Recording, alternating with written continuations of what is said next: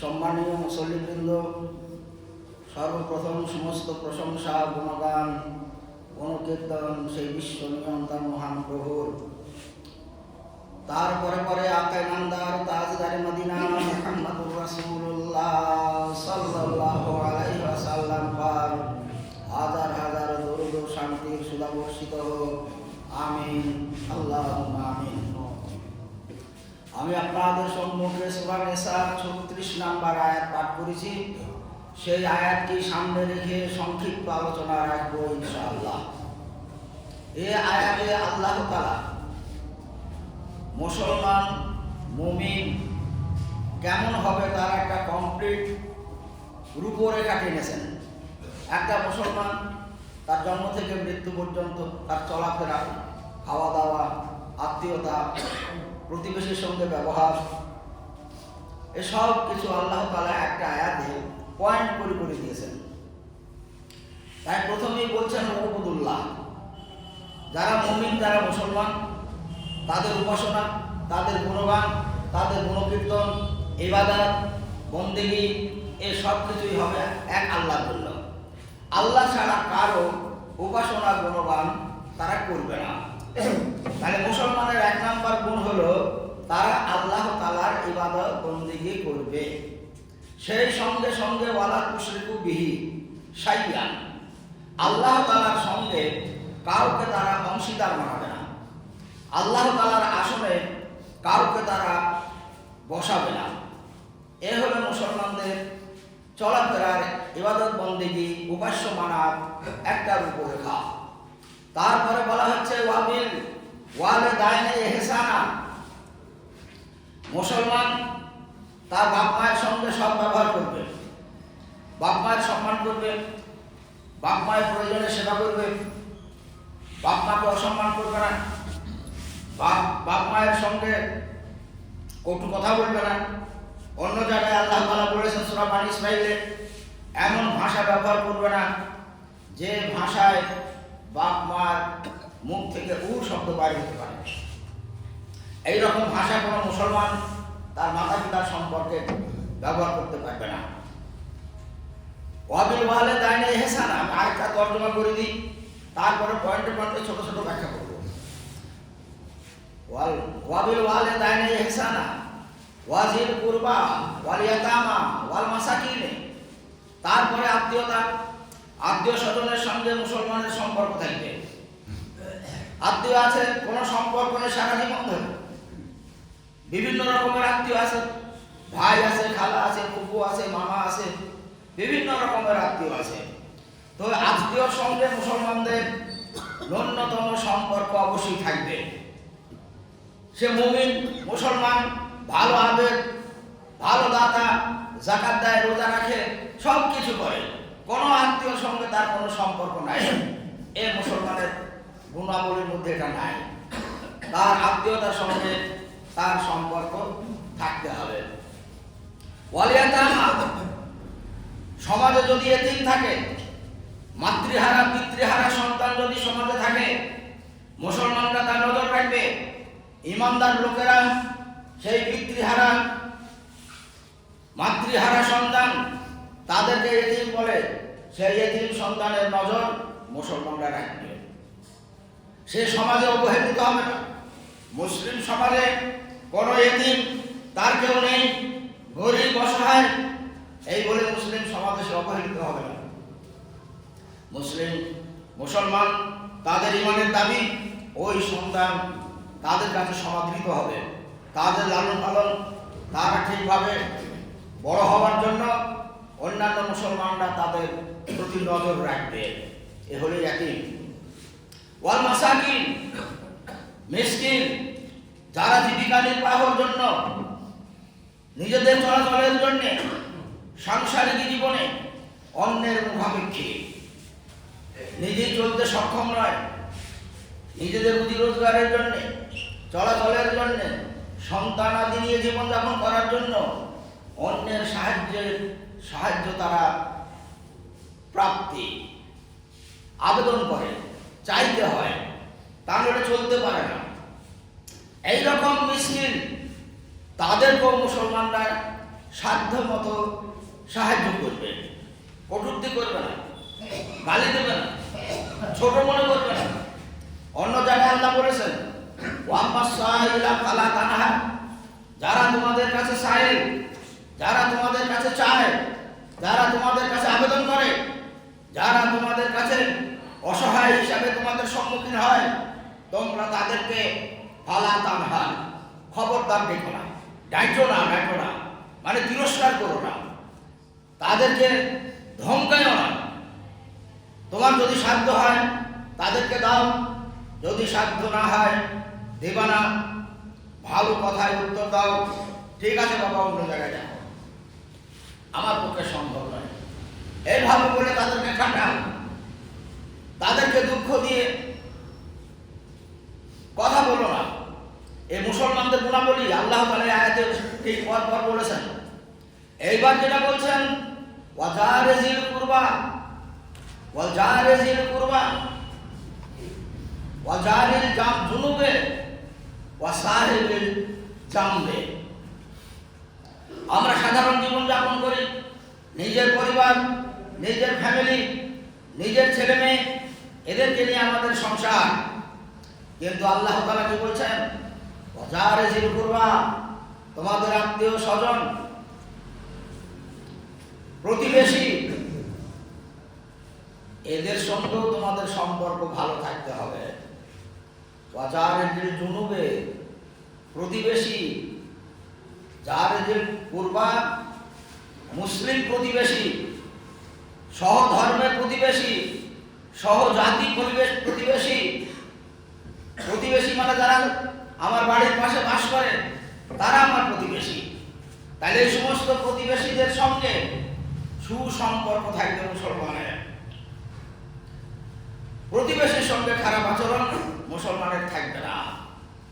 ওয়াজারিল জুনুবে, যারা অন্য ধর্মের প্রতিবেশী, এমন হতে পারে মুসলমানের বাড়ির পাশে অন্য অমুসলিম বসবাস করে, তাহলে তাদের সঙ্গে কেমন ব্যবহার হবে সেটাও আল্লাহ বলছেন। তাদের সাথে সুসম্পর্ক থাকবে, মানবিক সম্পর্ক, সৎ সম্পর্ক, সৎ আচরণ।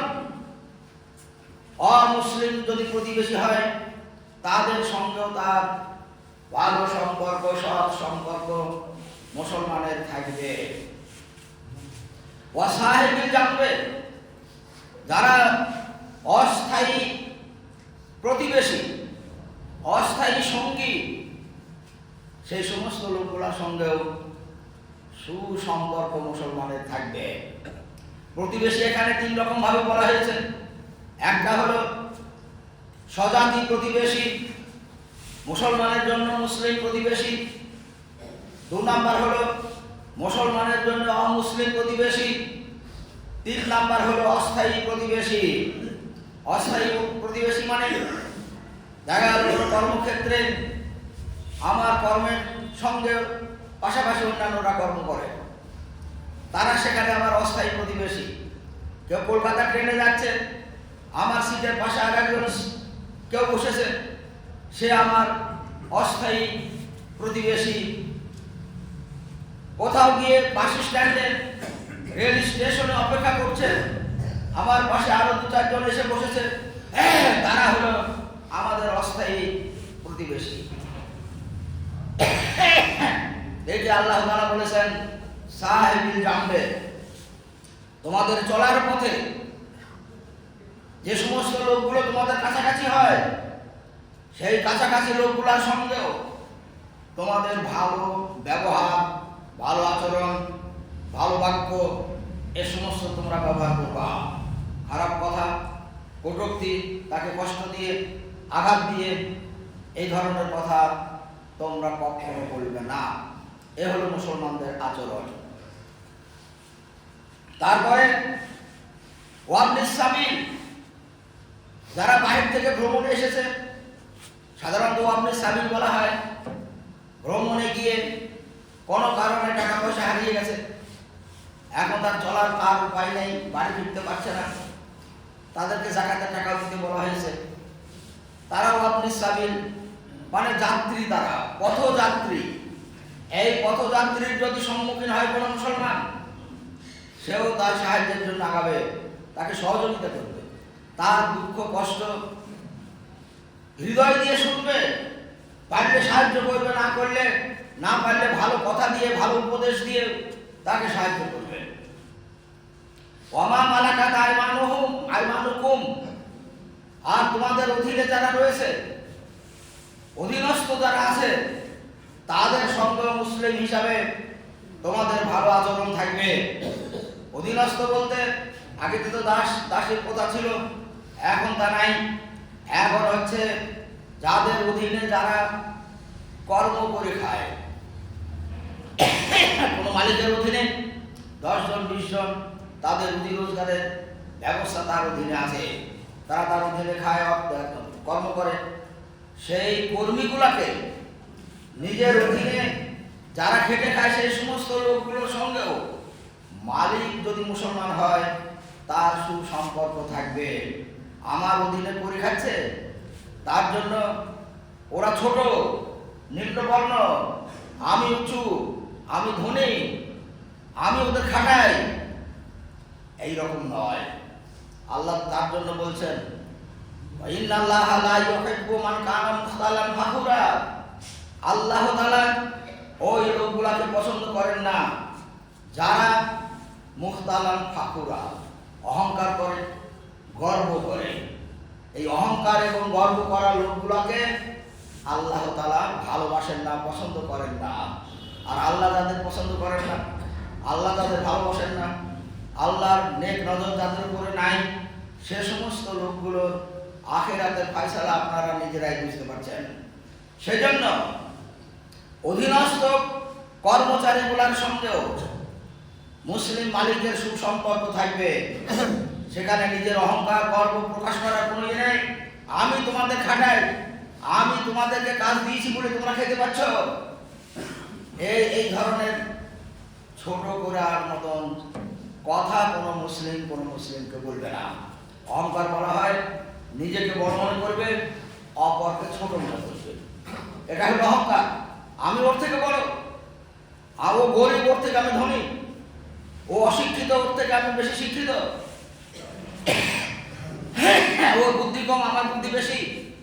এই ধরনের ধারণাগুলো হলো অহংকারের ধারণা। এগুলা ইবলিসের ধারণা থেকে ধারণা প্রসিদ্ধ হয়েছে। তো কোনো মুসলমান অহংকার করবে না, কোনো মুসলমান কোনো মানুষকে সামনে রেখে নিজেকে গর্ব করবে না, নিজেকে তার সামনে বড় করে, ভালো করে, সভ্য করে উপস্থাপন করবে না। এ হলো আল্লাহ তাআলার বাণী। তাহলে একটা কমপ্লিট মুসলমান, তার অনেকগুলো এখানে গুণাবলী আল্লাহ তাআলা একবারে পুরো পয়েন্ট করে করে বলে দিয়েছেন। এই সমস্ত গুণাবলী বাইরে যদি কোনো মুসলমান চলাচল করে, আল্লাহ ছাড়া অন্য কারো ইবাদতের দিকে যদি ঝুঁকে যায়, তাহলে সে পদস্খলিত হলো। প্রতিবেশীর কথা একটা দুটো বলি, সময় হবে না, পরবর্তীতে আবার আলোচনা হবে ইনশাআল্লাহ। প্রতিবেশীর কথা আল্লাহ তাআলা এখানে এই জন্যই বলেছেন। মানুষ একটা সংসারে জীবনযাপন করে, ছেলে পেলে সংসারে বড় হচ্ছে, কিন্তু তার প্রতিবেশীদের ছেলে পেলে যে নিজ, তার সেটা পরিবেশ বলে পাড়ার পরিবেশই ভালো নয়। তার মানে এই গোটা পাড়ায় একটা বাড়ি নয়, 5টা 10টা বাড়ি আছে, বাড়ির ছেলেগুলার পরিবেশ ভালো নয় বলছে কেন, তারা ঠিকভাবে চলাফেরা করে না বলে এই কথা বলতে হয়। তার কারণ পরিবেশের একটা বড় গুরুত্ব আছে। আমার ছেলে পরিবেশে খারাপ হয়ে যাচ্ছে, তাহলে আপনাকে ভালো চেষ্টা করতে হবে পরিবেশটাই যাতে ভালো হয়। একটা ছেলেকে কেমন করে বিদে তো মানুষ করতে পারবেন না, তাহলে পরিবেশটাকে ভালো করতে হবে।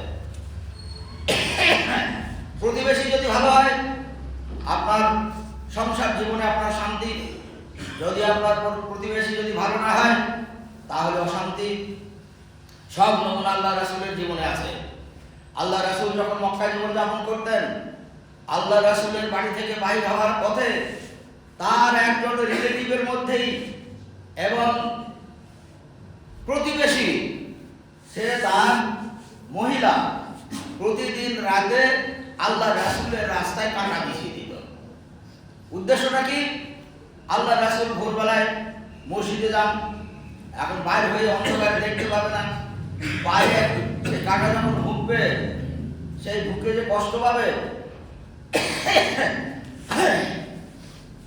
সে কষ্ট পেলে ওই মহিলা আনন্দ পাবে। প্রতিবেশীর কষ্টে সে আনন্দ পাবে। এ হলো ন্যাক্কারজনক প্রতিবেশী। খারাপ প্রতিবেশী আল্লাহ তাআলা ওই জায়গায় নিষেধ করছেন। প্রতিবেশীর সাহায্যকারী হবে, প্রতিবেশীর দুঃখে কষ্টে সে দুঃখিত হবে। প্রতিবেশীর দুঃখে কষ্ট দেখে কোনো প্রতিবেশী আনন্দ উপভোগ করবে না। কোনো প্রতিবেশীর বাড়িতে হঠাৎ বিপদ ঘটলে প্রতিবেশীকে ছুটে সেখানে যেতে হবে খোঁজ খবর নেওয়ার জন্য।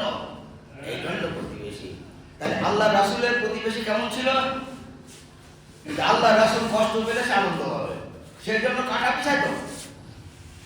আর আল্লাহ রাসূল তার কেমন প্রতিবেশী? এক সময় 2-3 দিন আর কাঁটা বিছাইছে, রাস্তায় আর কাঁটা দেখা যাচ্ছে না। তো আল্লাহ রাসূল ভাবলেন কি ব্যাপার, এই মেয়েটা আর কাঁটা বিছাইছে না কেন? মেয়েটা ওনার চাচি হতেন, আবুল হাবের স্ত্রী উম্মে জামিল। তো কাঁটা বিছাইছে না কেন, কি হলো? তো উনি ছেলেপিলের কাছে খোঁজ নিয়ে পেলেন যে মেয়েটা জ্বরে পড়েছে, 2-3 দিন থেকে জ্বরে আছে। সেই জন্য উনি ভেবে নিলেন সেই জন্য কাঁটা বিছায়নি। তো উনি জ্বর শুনে আল্লাহ রাসূল তাকে দেখতে গেলেন, জ্বর ছাড়লো কিনা, কি অবস্থায় আছে।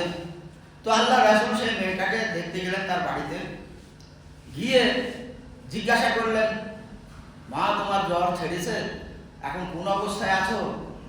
তো মেয়েটা রাসূলকে যাওয়া দেখে,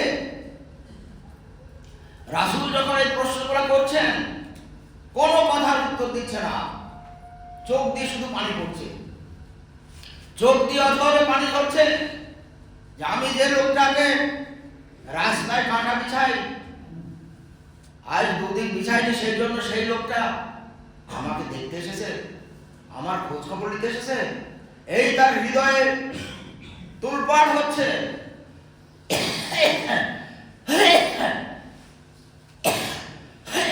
রাসূলের প্রশ্নের কোনো উত্তর সে দিতে পারছে না। এ হলো রাসূল তার প্রতিবেশী, আর রাসূলের প্রতিবেশী সেই মহিলা। তাই মহিলা হলো খারাপ প্রতিবেশী, রাসূল হলেন তার ভালো প্রতিবেশী। সেই জন্য দেখতে গিয়েছেন সুখে দুঃখে প্রতিবেশী তার পাশে থাকবে। আল্লাহ রাসূল যখন তায়েফে গিয়েছিলেন, তারা মেরে শরীর রক্তাক্ত করে দিয়েছিল। তারপরে যখন জিবরাইল আলাইহিস সালাম এসে বললেন, হে আল্লাহ রাসূল আপনি বলুন, আমি এই পাহাড় তায়েফের উপরে চাপিয়ে দিই, এই গোটা তায়েফ পাহাড়ের নিচে তাদের সমাধিস্থ হয়ে যাবে। তো আল্লাহ রাসূল কি বললেন? এটা অস্থায়ী সাথী। আল্লাহ রাসূল বললেন, আল্লাহুম্মা হাদি কাওমান ইন্নাহুম লা ইয়ালামুন। হে জিবরাইল তুমি তা করো না। আল্লাহকে বললেন, হে আল্লাহ তুমি তায়েফবাসীকে হেদায়েত দাও, ওরা আজকে আমাকে চিনতে পারেনি, আজকে আমাকে বুঝতে পারেনি, সেই জন্য ওরা এই আচরণ করেছে। ওদের প্রজন্ম একদিন হেদায়েত হবে, ওদের প্রজন্ম একদিন তোমাকে ঈশ্বর বলে মেনে নেবে। তো যারা তাকে মেরে রক্তাক্ত করলো, আল্লাহ রাসূল তাদের অস্থায়ী প্রতিবেশী হিসাবে, মানে 2-3 দিন ছিলেন, টোটাল 10 দিন ছিলেন। তো তাদের জন্য দোয়া করলেন, মার খেয়ে তাদের জন্য দোয়া করলেন, প্রতিশোধ নয়। এ হলো মুসলমান মুমিনদের প্রতিশোধ নেওয়ার রাস্তা। তার জন্য দোয়া করো, ভালো কামনা করো, সে একদিন নিশ্চয় তোমাকে বুঝবে। আল্লাহ রাসূলকে কাফেররা, কুফারে কুরাইশ ঈমান আনেনি, রাসূল বলে মানেনি, নবী বলে মানত না, কিন্তু মানুষ হিসাবে বিশ্বস্ত মনে করত। ভালো মানুষ, আমানতদার, এর আচরণে ব্যবহারে এরকম মনে করত, যার জন্য তারা আমানত আল্লাহ রাসূলের কাছে কাফের কুরাইশ সবাই রাখত। মানুষটা বিশ্বস্ত, নবী হিসাবে মানেন, রাসূল হিসাবে মানেনি, কিন্তু আমার সম্পদ ওখানে নিরাপদে থাকবে, এই ধারণা থেকে রাসূলের উপরে তাদের প্রতিবেশী হিসাবে তাদের যে বিশ্বাস, তাদের যে আস্থা, সেই আস্থা কাজ করেছিল যে উনি একটা সব থেকে ভালো মানুষ, আমার উদ্ধার লোক। সেই জন্য রাসূল এবং নবী বলে ইমান না আনলেও মানুষ হিসাবে, প্রতিবেশী হিসাবে তারা রাসূলকে এত গুরুত্ব দিয়েছিল যে তারা আমানত আল্লাহ রাসূলের কাছে রাখতেন। যার প্রমাণ হিজরতে যাবার দিন হযরত আলী রাদিয়াল্লাহু তাআলা আনহুকে আল্লাহ রাসূল বুঝিয়ে দিয়ে গিয়েছিলেন, এই সমস্ত আমানতগুলো তাদের কাছে কাছে তুমি সব সকালবেলা উঠে পৌঁছে দেবা, কোনো খেয়ানত যেন না হয়। তাই হয়েছিল, সমস্ত আমানত তাদের বাড়িতে বাড়িতে সব পৌঁছে গেল। এ হলো তাদের বিশেষতা প্রতিবেশী হিসাবে। এই সমস্ত নমুনাগুলো আল্লাহ রাসূলের জীবনে দিয়ে আমরা পাই। তো মুসলমানও ঠিক ওই রকমই হবে। কেউ আমাকে গালি দিয়েছে, তাকে আরো চড়া ভাষায় গালি দিতে হবে তা নয়, তার জন্য দোয়া করুন, আল্লাহকে হেদায়েত দাও, এটাই তো হওয়া উচিত। যেমন রমজান মাসে রোজাদারদের জন্য বলা হয়েছে, যদি কেউ তোমার সাথে ঝগড়া করে, গালি দেয়, তুমি তাকে উত্তর দাও। উত্তরটা রাসূল শিখিয়ে দিয়েছেন, উত্তর দাও ইন্নী সাঈম, আমি ভাই রোজা রেখেছি, এইটুকুই উত্তর। গালির উত্তর, কটু কথার উত্তর, আমি ভাই রোজা রেখেছি। তার মানে আমি রোজাদার, আমি গালি দিতে পারবো না, আমি কটু কথা বলতে পারবো না, আমি তোমার গালির জবাব গালি দিয়ে দিতে পারবো না। আমি আল্লাহর বাস্তে, আল্লাহ সন্তুষ্ট অর্জনের জন্য আমি রোজা রেখেছি। তো এতটুকুই উত্তর, ইন্নী সাঈম, আমি রোজাদার। তাহলে মুসলমান ঝগড়ায় জড়াবে না, কেউ গাল দিলে তার জন্য দোয়া করবে, কেউ ঝগড়া করলে নীরবে যতটা এড়িয়ে যাওয়া যায়, এ হবে মুসলমানদের চরিত্র। তো যাই হোক, এই আয়াতের তর্জমাটা করে দিয়েছি, বাকি বিস্তারিত আলোচনা ব্যাখ্যা সংক্ষেপে সংক্ষেপে আবার আগামী সময় ইনশাআল্লাহ হবে। তো আল্লাহ তাআলা একটা কমপ্লিট মুসলমান হওয়ার জন্য যে রূপরেখায় আয়াতে দিয়েছেন সূরা নিসার ৩৬ নম্বর আয়াতে, আমরা সেগুলোকে যার পক্ষে যতটুকু সম্ভব আমরা ফলো করে চলব। আল্লাহ তাআলা আমাদেরকে সেই তৌফিক দান করুন, আমিন। ইন্নাল্লাহা ইয়া'মুরু বিল আদলি ওয়াল ইহসান